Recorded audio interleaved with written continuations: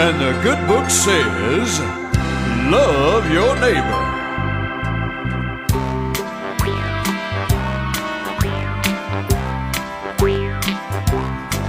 Well, my neighbor moved in about a year ago with a truckload of junk, a GTO that he put up on blocks in the front yard, and it's been there ever since.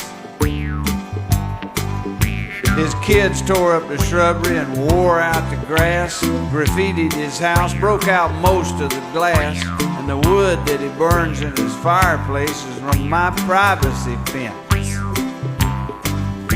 His wife wears a tank top in all kinds of weather, and she weighs more than me and him both put together. Got a tattoo on her arm, says USS Carl C. They got twin Barca loungers in duct tape gray side by side in the backyard, 'cause that's where they stay. They like to sit there and drink beer and yell at my wife and me.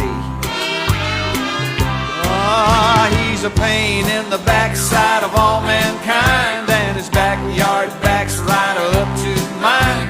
I keep hoping he'll move sooner or later, but I'm afraid he's a payback for something I did back when I was a wild oat sowing kid. And he's gonna stay there till I learn to love my neighbor. Oh.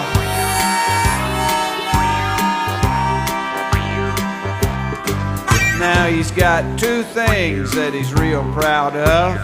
One's a pit bull and the other's a hog. Thank goodness it's a hog with a kickstand, not a snout. The dog lives on Chihuahuas and Pomeranians and sleeps all day in my wife's geraniums. We hadn't been to her mailbox in weeks. We're afraid to go out. Our property values have gone straight downhill. Folks now call our neighborhood Squalorville. And you ought to see their friends. They all look like they're out on parole. Yeah, and rumor has it that my neighbor did time. Nobody's real sure of exactly what crime, but I think it's probably a violation of some sanitation code. Oh, he's a pain in the backside of all mankind, and his backyard backs right up to mine. I keep hoping he'll move sooner or later,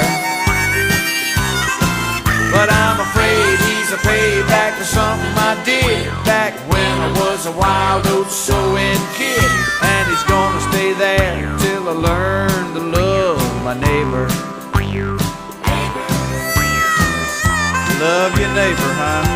Does that still apply if your neighbor's Adolf Hitler, the Manson family, and Genghis Khan all rolled into one? You know, nobody likes to have their lawn TV'd, but on his it looked good. He liked it. He thought it was Christmas. You know, compared to him, living next door to Freddy Krueger on Elm Street be like living next door to Norman Vincent Peale. They had a backyard cookout one weekend. Nobody knows what they put on the grill, but fumes were so bad people were passing out for blocks. Birds were falling out of the sky. Had to put up roadblocks to divert traffic.